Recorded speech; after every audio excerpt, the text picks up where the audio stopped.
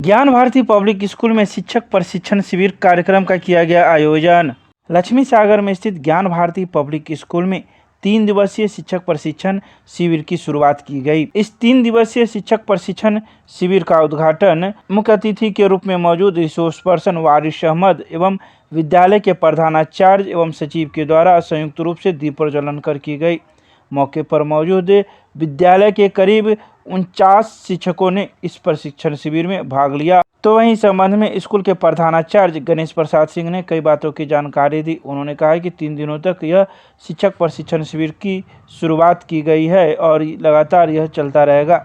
25 घंटे का यह ट्रेनिंग प्रोग्राम रखा गया है, जिसमें विद्यालय के 49 शिक्षक इसमें शामिल होंगे। इसके अलावा उन्होंने कई महत्वपूर्ण जानकारी मीडिया को प्रदान की।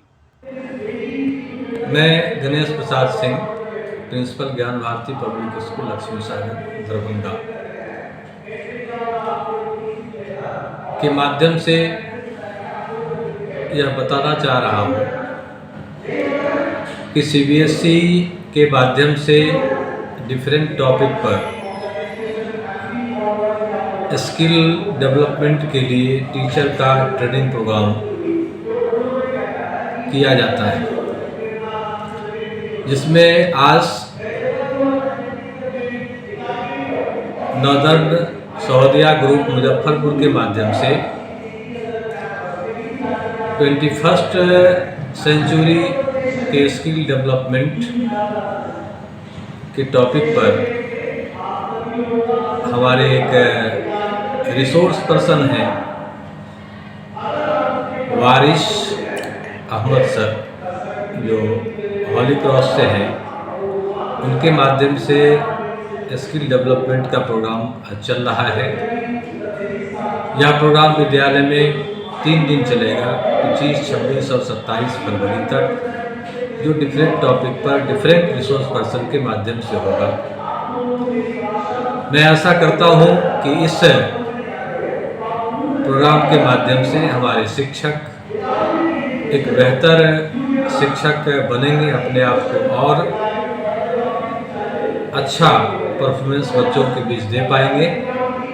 और यह सीबीएसई के माध्यम से मैंडेटरी किया गया है कि प्रत्येक शिक्षक प्रत्येक सेशन में कम से कम 25 घंटा का ट्रेनिंग प्रोग्राम अपने आप को ले और अपना स्किल डेवलपमेंट करके बच्चों को बेहतर शिक्षा दें।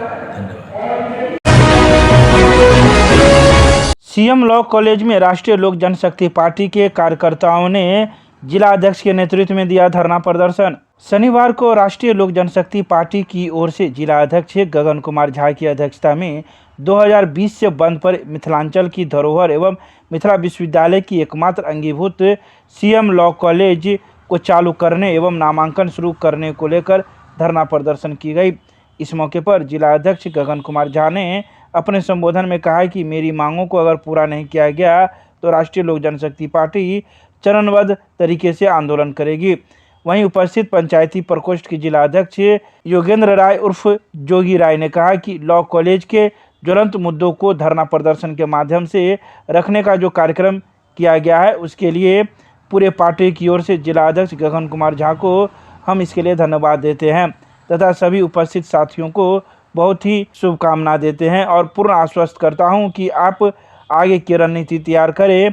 पार्टी के एक एक कार्यकर्ता आपके आंदोलन के लिए तैयार है। वहीं दूसरी ओर दलित सेना के जिला अध्यक्ष राजकुमार पासवान एवं युवा मोर्चा के जिला अध्यक्ष गणेश यादव ने भी अपने संबोधन में कई बातों का जिक्र किया। उन्होंने कहा कि इस लॉ कॉलेज के बंद होने से हजारों युवाओं का भविष्य अंधकारमय हो चुका है। इसको अविलंब नामांकन एवं शिक्षण का कार्य अविलंब शुरू किया जाए। हैं इस कॉलेज के, वो इनके पूरे दोषी हैं। मैं आज धरना प्रदर्शन के माध्यम से तो वहीं मातृभाषा दिवस पर वाद विवाद प्रतियोगिता में अमन कुमार को तीसरा स्थान प्राप्त हुआ, जिसे प्रतिकुलपति डॉली सिन्हा के द्वारा सम्मानित किया गया। गगन झा जी की अध्यक्षता में सड़क तक जो है तो उतरेंगे और महाधरना का कार्यक्रम करेंगे और इसको खुलवा के जब तक खुलेगा नहीं तब तक हम लोग दम नहीं लेंगे, रोकेंगे नहीं। अपना परिचय दे दीजिए। मैं योगेंद्र राय, पंचायती प्रकोष्ठ का जिला अध्यक्ष। स्मार्ट पथ के माध्यम से विगत 3 वर्षों से लगातार अवगत कराता रहा, जो राष्ट्रीय लोक जनशक्ति पार्टी इनको सीएम लॉ कॉलेज एकमात्र अंगीभूत महाविद्यालय मिथिला विश्वविद्यालय के पास है और इसमें विगत 4 वर्षों से लगातार नामांकन नहीं हो रही है, बंद पड़ी हुई है।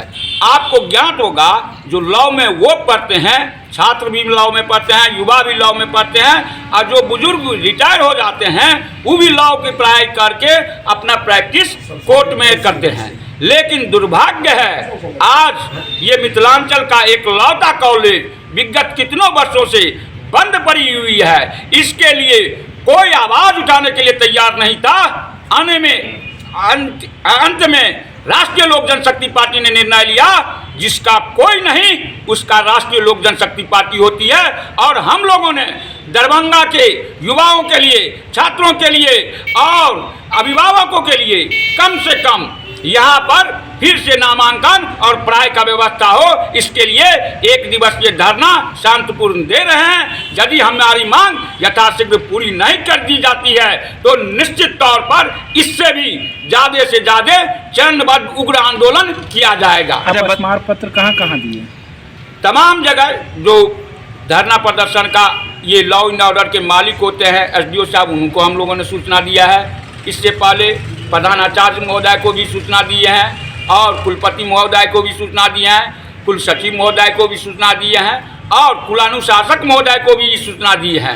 आप मीडिया के मार्फत से हम ये कहना चाहते हैं जो ये एक लौते कॉलेज है जो बंद पड़ी है, इसको आप लोग को भी देखना चाहिए और निश्चित तौर पर इसमें कैसी व्यवस्था हो जो ताकि नामांकन हो। इसके लिए तमाम दरभंगा के साथियों का सहयोग करनी चाहिए क्योंकि ये एक लौता कॉलेज है।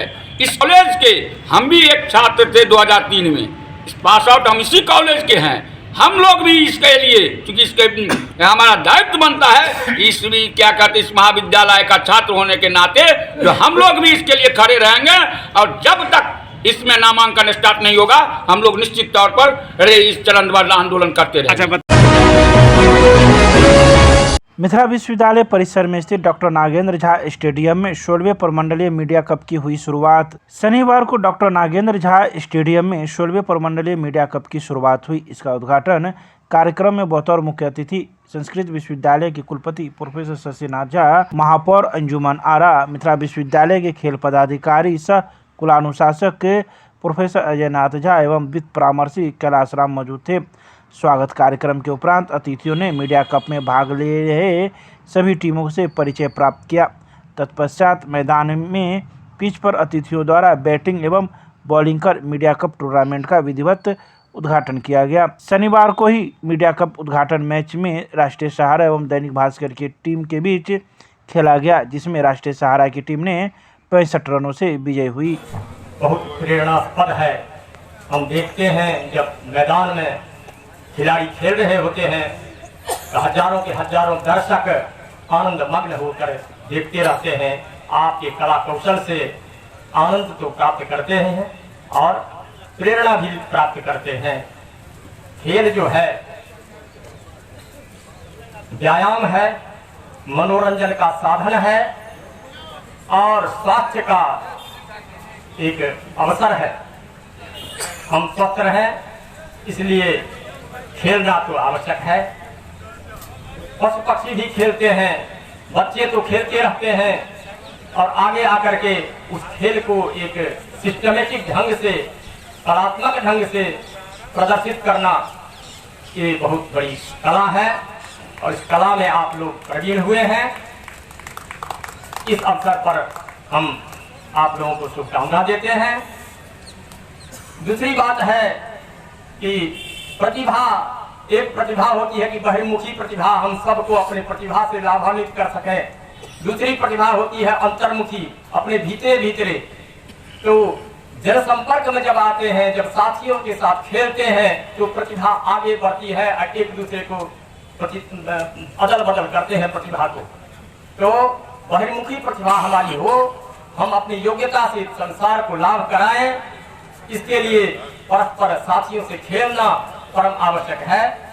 और का विश्वविद्यालय परिवार की ओर से, इस खेल विभाग की ओर से हार्दिक अभिनंदन, नमन, वंदन करते हैं। ये बड़ा ही